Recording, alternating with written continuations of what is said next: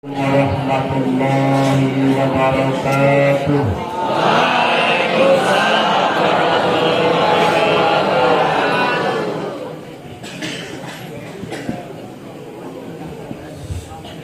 Alhamdulillah, alhamdulillahilladzi ja'ala al-insana fi ahsani taqwim. Asyhadu an la ilaha illallah wahdahu la syarika lah wa asyhadu anna Muhammadan abduhu wa rasuluh. Allahumma shalli wa sallim ala sayyidina Muhammadin wa ala alihi wa ashabihi wa man tabi'ahum bi ihsanin ila yaumiddin, amma ba'du.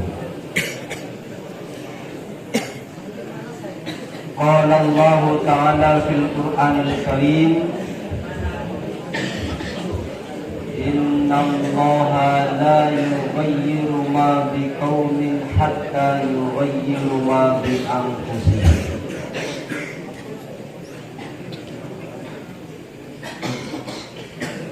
Sadaqallahul azim wa sadaqa rasulun nabiyil karim. Yang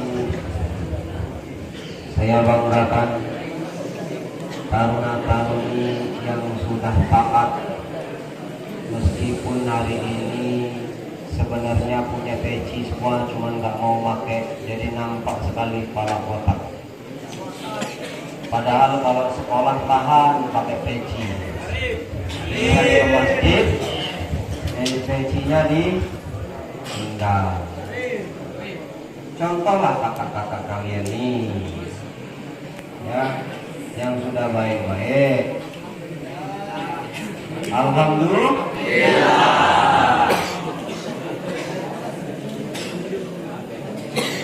Salawat dan salam semoga senantiasa tercurah kepada baginda Nabi Muhammad.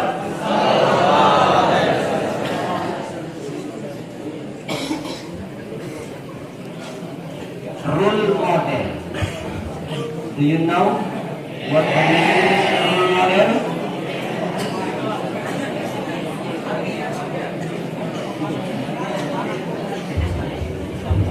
Bradley, what the meaning the role model? Apa? Role model is Mister. Senior. What the meaning is role model? Bakso? Alah,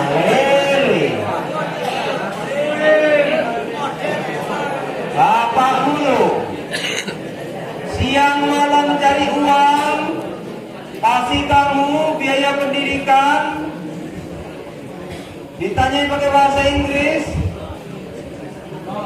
bimbel bahasa Inggris tiap minggu 2 kali. Role model in Indonesia is yes. Role model apa? Mister. Role model adalah apa? Taruni. Apa role model? Mentaruni puluh. Hah? Mie ayam. Malah duduk. Makanan aja. Listen to me. Please silent. You know? Apa saya bilang tadi?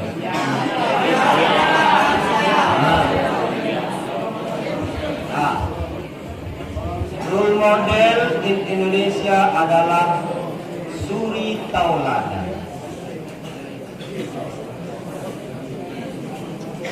Kalau dalam bahasa Al-Qur'annya uswatun. Dalam bahasa Indonesianya adalah idola. Bukan maksud idola. Ya. Apa? Jadi kalau mau pengen punya idola yang membawa keselamatan kepada kita sampai hari kiamat, yaitu Nabi Muhammad. Sallallahu alaihi Nabi Muhammad.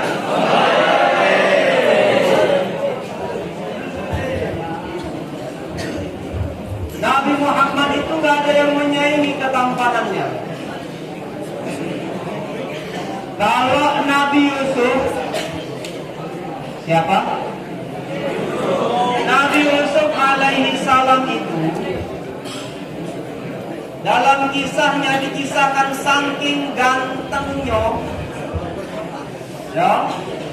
Apalagi kalau barisannya putih-putih di depan saya ini, yang sudah emak-emak, istri-istri pejabat dikumpulkan oleh Siti Zulaikha di satu tempat pertemuan. Dul. Jadi kalau kamu hari ini merasa ganteng, kau bayangkan Nabiullah Yusuf itu. Ada nama Yusuf ini? Enggak ada?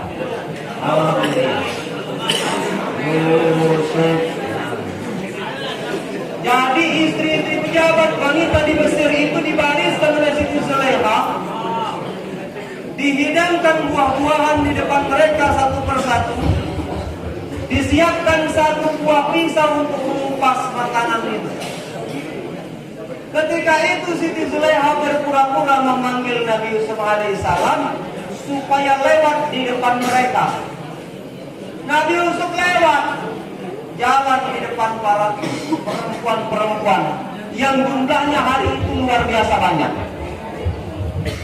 Apa yang mereka tadinya asik makan buah, baru mengupas, tidak terasa jarinya ada yang mulai beriris kulit, tidak terasa. Saking terseponaknya dengan ketampanan Nabi.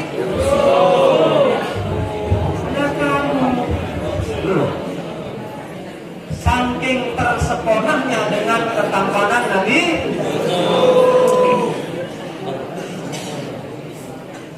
Lah kamu, loh,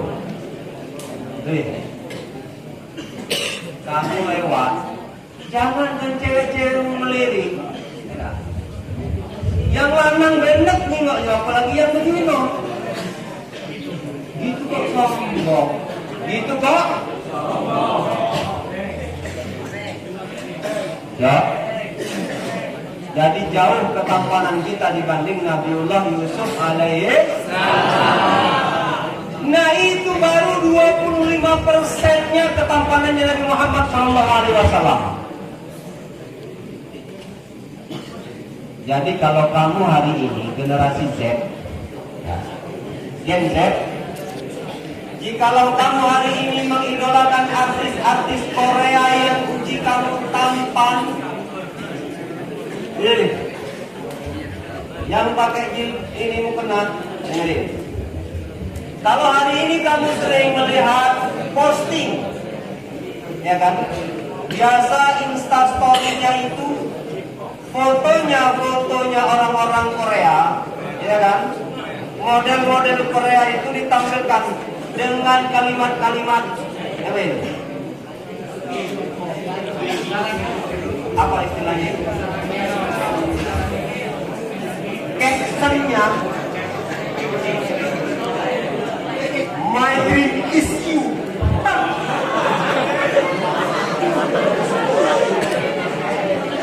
Nothing in my heart. Ya kan? Tidak ada sesuatu di hatiku kecuali apa bahasa Indonesia?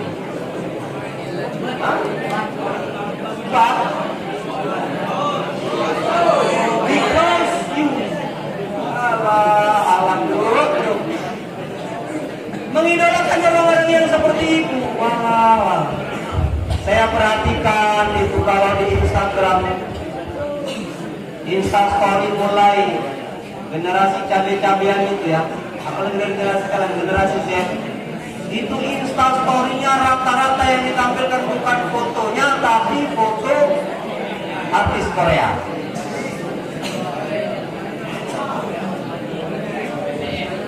Saking bukan siapa yang paling tampak sekarang?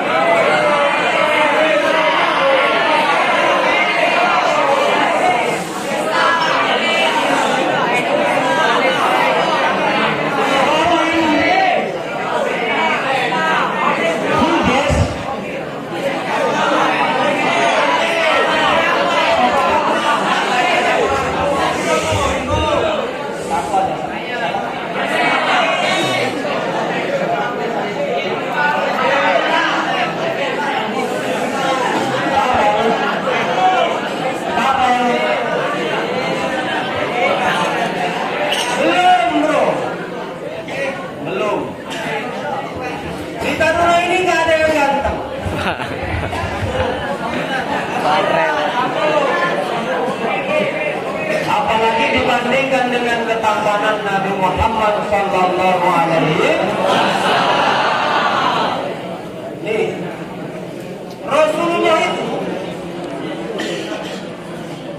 orang kalau sudah memandang wajah Rasulullah sallallahu alaihi wasallam itu pasti tertunduk karena pancaran wajah Rasulullah sallallahu alaihi wasallam. Maka kalau mau mengidolakan, ya idolakan Nabi Muhammad sallallahu alaihi wasallam. Mulai minggu subuh besok sampai dengan Maulid Nabi, sampai dengan akhir Rabiul Awal, setiap minggu subuh kita akan kaji bagaimana sifat-sifat dan secara fisiknya Rasulullah sallallahu alaihi wasallam.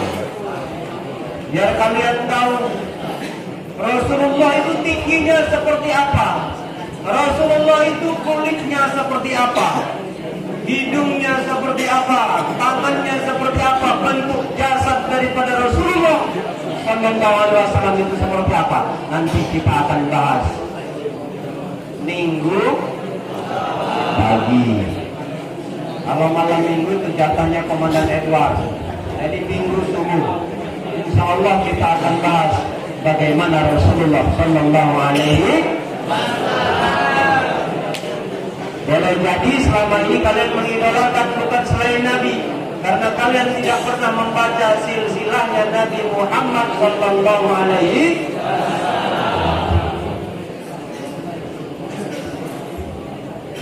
Anak-anak yang dicintai Allah,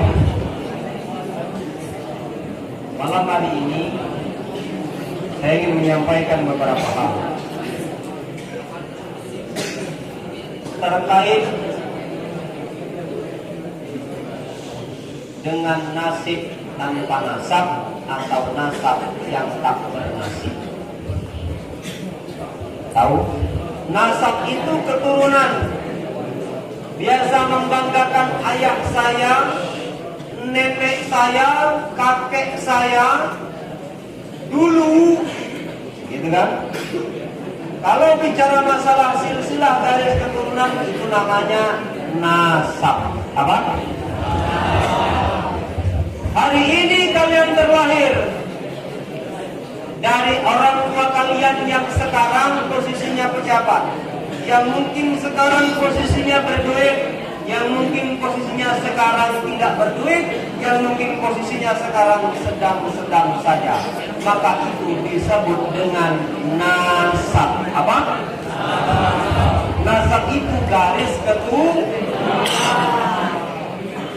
Kalau kita bicara nasab, A-nya diganti I. Nasib. Apa? Kalau ini apa namanya? Sudah nasib menjadi gugur, ya biarkan saja. Itu ya, itu pepatah kan? Sudah nasib menjadi gugur, ya biarkan.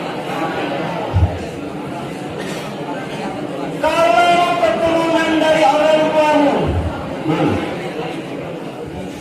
ayahmu, nenekmu, atau kakekmu, buyangmu, bukanlah orang-orang yang soleh, bukanlah orang-orang yang ahli dalam ibadah, bukanlah pejabat, bukanlah orang kaya, maka setidaknya buat bagaimana nasab darimu itu bernasib yang baik.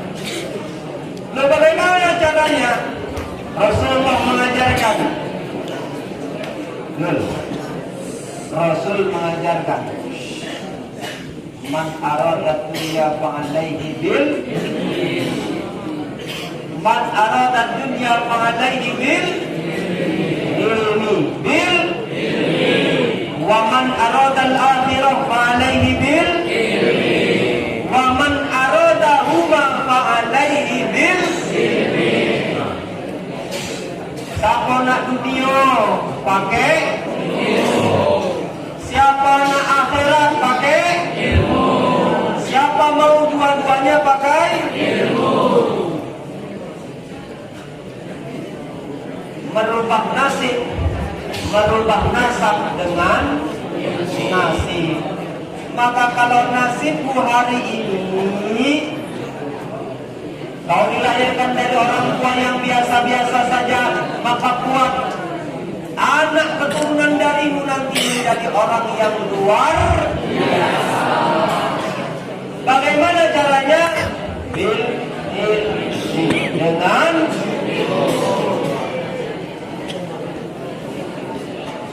nah kalau kamu belajarnya setengah-setengah, ya gimana mau bisa berubah? Allah Subhanahu wa taala berfirman dalam Al-Qur'an, Innallaha la yughayyiru ma biqaumin hatta yughayyiru ma bi anfusihim.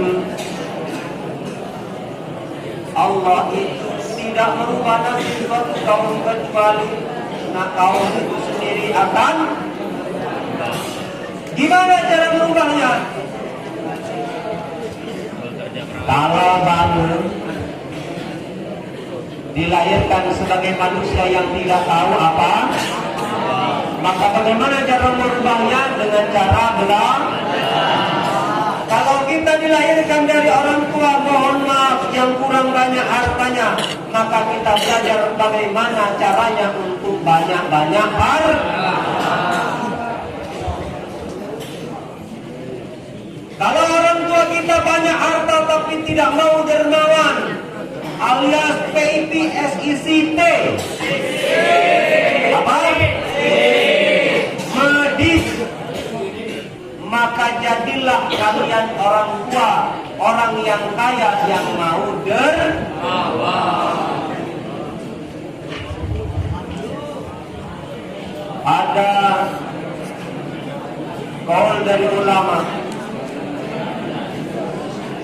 bahwa tidak berguna orang yang alim dan orang yang pintar berilmu itu tidak berguna. Orang ahli sholat tidak berguna kalau dia tidak mau menjadi orang yang kok pelit. Sholat, rukuk dan sujudnya rajin, karena rukuk dan sujud itu untuk dirinya sendiri. Puasanya rajin, puasanya juga untuk dirinya sendiri. Maka bukti dari ketaatan adalah peduli terhadap sesama. Kalau kalian nanti jadi pejabat, jadilah pejabat yang dermawan. Kalau kalian jadi orang yang kaya, amin, jadilah orang kaya yang dermawan. Ingat, ingat, jangan pelit. Awas, ya. Paham ya? Siapa? Maka Rasulullah SAW mengingatkan kepada kita semua tentang pentingnya orang yang menuntut ilmu dan setelah sukses, ya, ilmu, amal menjadi mal. Ilmu setelah diamalkan maka dia akan menghasilkan mal. Apa itu mal? Harta. Kamu pinter karena kamu berilmu, sukses. Pinter dagang, sukses dagang, jadi bos. Apa? Kalau zamannya sekarang istilahnya entrepreneur muda. Apa? Crazy rich. Apa? Big boss. Banyak duit. Usia muda, tapi usahanya sudah di mana? Oh. Saya sampaikan kepada kalian taruna-taruni. Kalau cuma menentukan jadi tentara, jadi polisi, ya tidak akan cukup. Kalau kalian hanya mengandalkan gaji dari pangkatmu, tidak akan, maka berbisnislah, berdaganglah, jual beli. Karena yang kaya itu bukan dari hasil gaji, tapi yang kaya itu dari hasil bisnis.